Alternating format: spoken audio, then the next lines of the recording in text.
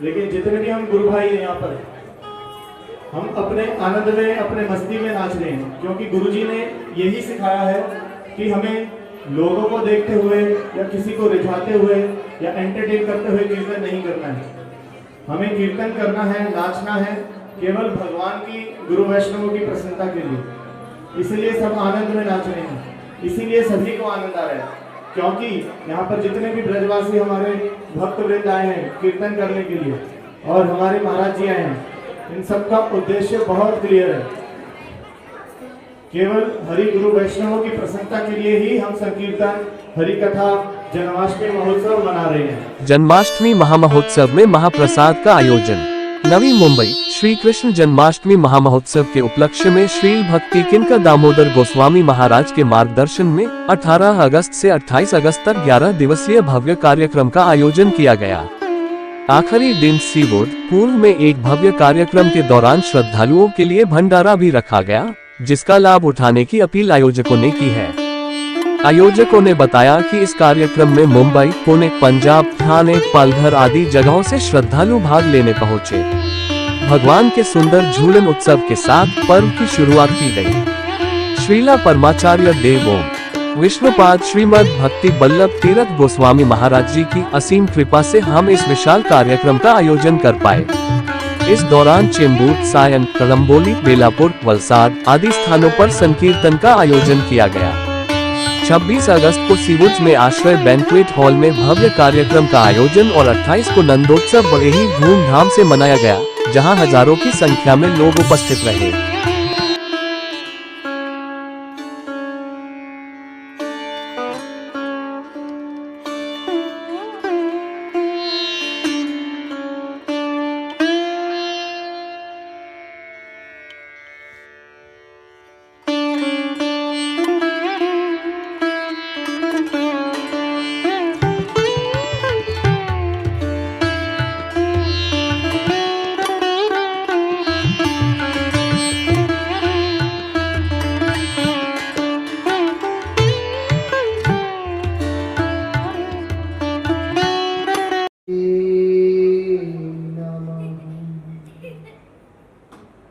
नमः ॐ विष्णुपादाय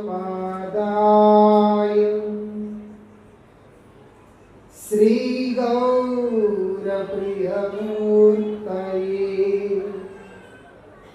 श्रीमते भक्तिवल्लभ तीर्थगोस्वामिने नमः। यतीन्द्रियनमस्तुभ्यं गौरकृष्णप्रियात्मने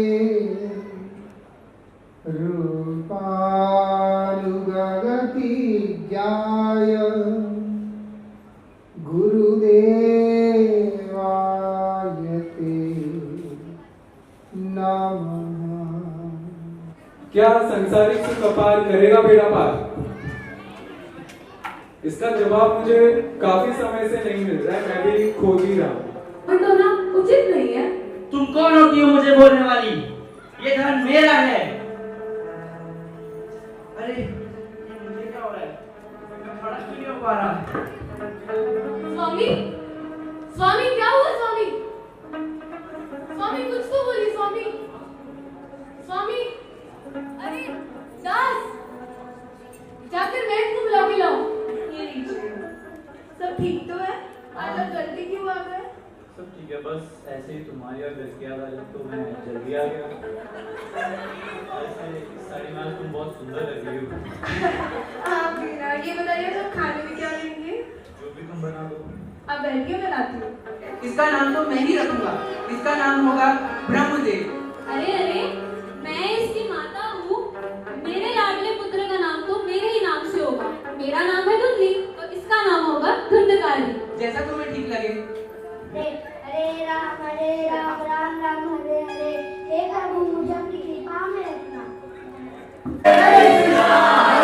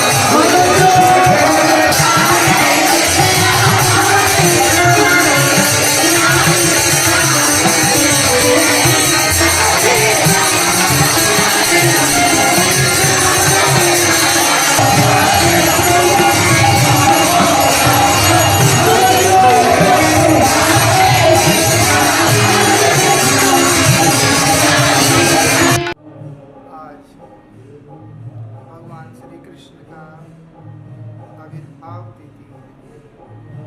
जन्माष्टमी मतलब है कि प्रेम की तिथि, आनंद का तिथि। तो कृष्ण जन्माष्टमी में शांत रहना, आनंद में रहना, ये स्वाभाविक है। जो व्यक्ति जितनी मात्रा में कृष्ण को समझ पाया वो उतना अधिक शांत रह सकता है।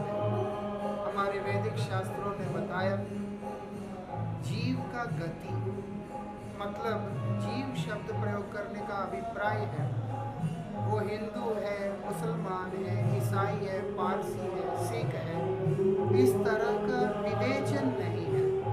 बिना किसी विवेचन का मानव मात्र जिसके अंदर हड्डी, मांस, मज्जा, खून आदि शरीर वाला जो इंसान है उसको चलाने वाला जो स्पिरिट है उसको जीव कहते हैं।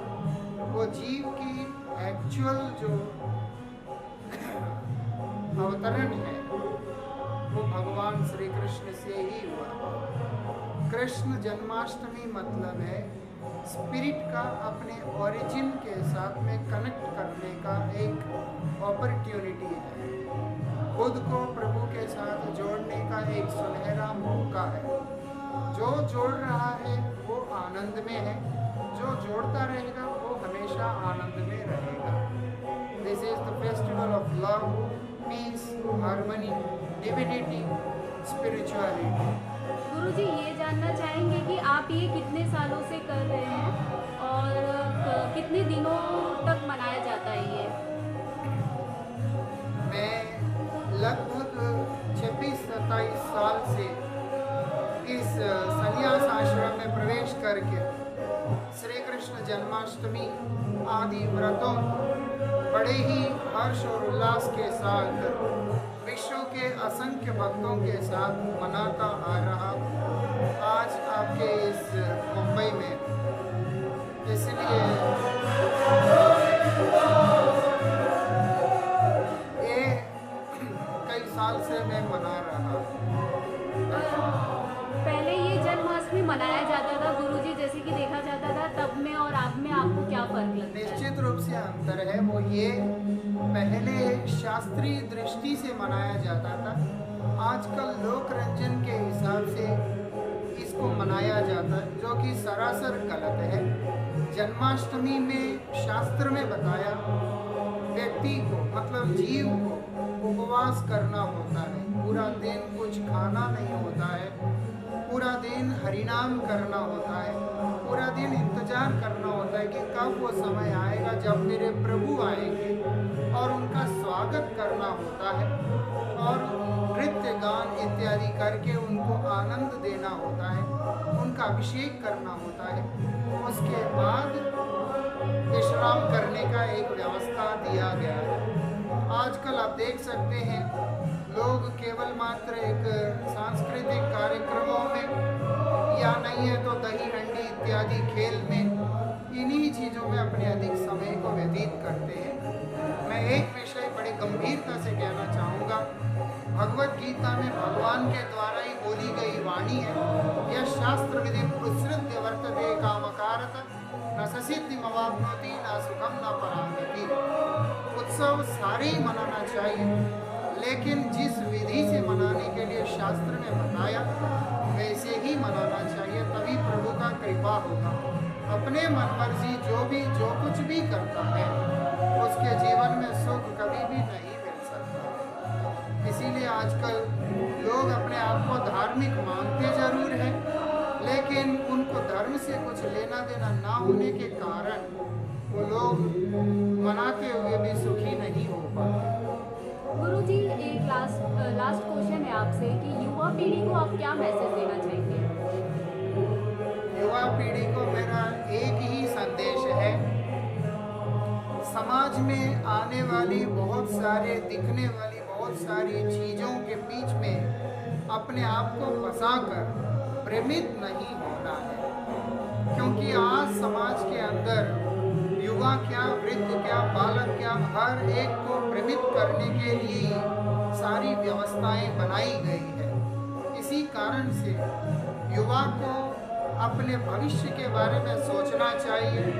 अपने उज्जवल भविष्य के लिए जिस मार्ग में चलने से उत्तम होगा उस मार्ग को स्वीकार करना चाहिए।